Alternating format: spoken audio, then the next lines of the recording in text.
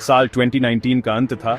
दुनिया जश्न में डूबी थी, लेकिन किसी को अंदाजा नहीं था कि एक अदृश्य दुश्मन दस्तक दे रहा है। चीन के वुहान शहर में डॉक्टरों ने एक अजीब बीमारी देखी जिसका इलाज नहीं था।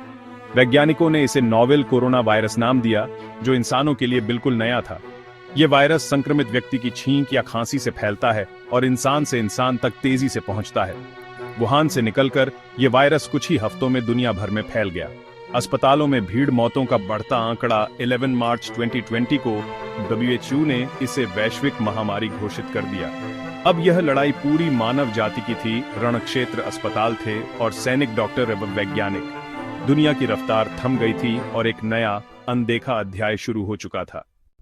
30 जनवरी 2020 को भारत में पहला कोरोना मामला सामने आया।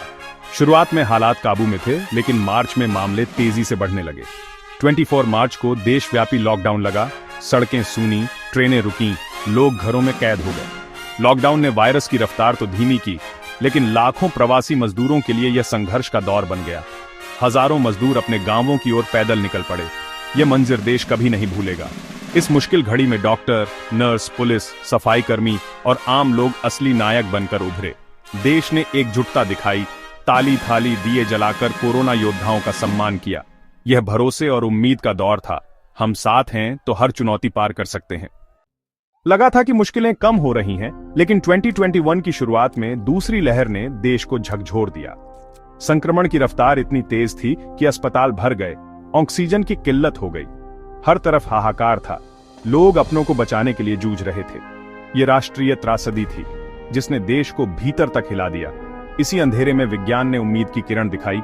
वैज्ञानिकों ने रिकॉर्ड समय में वैक्सीन बना दी।